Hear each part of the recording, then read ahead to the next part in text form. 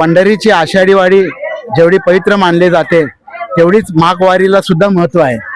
आज त्याच माघवारी निमित्त सोलापुरातील एक दिंडी पंढरपूरकडे रवाना होताना आपल्याला दिसत आहे।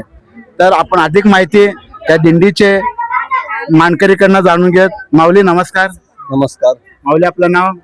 पांडुरंग फलमारे माझं नाव। पांडुरंग पलमारे। माऊली कोणत्या संस्थेतर्फे दिंडी निघत आहे? श्री विठ्ठल नगर दिंडी संस्था आहे। गेल्या वर्षी दिंडी इथनं निघाली होती। गेल्या वर्षी जवळपास 90 लोक होते। दिंडी सुरुवात केली गेल्या वर्षी। या वर्षी 100च्या पुढे संख्या गेलेली आहे।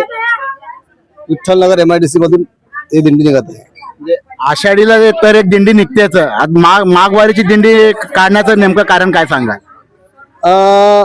माघवारी हे विशेष करून, आषाढ वारी हे सगळ्या जगाची वारी आहे। माघवारी विशेष करून सोलापूरकरांची वारी म्हणून ओळखली जाते आणि या वारीमध्ये सोलापूर सर्व दिंड्या सामील होतात।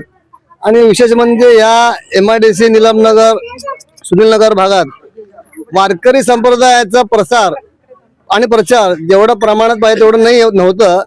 एक देवाची इच्छा असेल म्हणून आम्ही इथं एक विठ्ठल कदम मालकांचं विठ्ठल मंदिरातून गेल्या वर्षी आपण माघवारीचं प्रस्थान केलंय, जेणेकरून सर्व लोकांनी कामगार वर्ग जिथला आहे भक्ती मार्ग लागला पाहिजे एकच उद्देश ठेवून आणि भागवत धर्माचा प्रचार आणि प्रसार व्हायला पाहिजे म्हणून आपण हे दिंडी सुरुवात केली। एकूण सोलापुरात किती दिंडी निघत आहेत माऊली? सोलापूरहून तसं पाहिलं 65 दिंड्या निघतात। 65 दिंड्या निघतात सोलापूर। त्यापैकी आपला एक आहे। त्यापैकी आपलं एक आहे। किती दिवसाची आपली प्रयाण यात्रा असेल? हे एकूण 9 दिवसाचा प्रवास आहे। 3 दिवस जायला लागतात आणि दशमी एकादशी द्वादशी 3 दिवस तिथं मुक्काम असतं आणि येताना सुद्धा परतीच्या प्रवासामध्ये 3 दिवस लागतं। एकूण 9 दिवसाचा प्रवास असतो। माघवारी एकादशी केव्हा आहे? माघवारी एकादशी 19 तारखेला गुरुवारी आहे। त्यानिमित्त तिथं आपलं काय कार्यक्रम असते? तिथं आपण पद्मशाली धर्मशाळेमध्ये आपण उतरतो।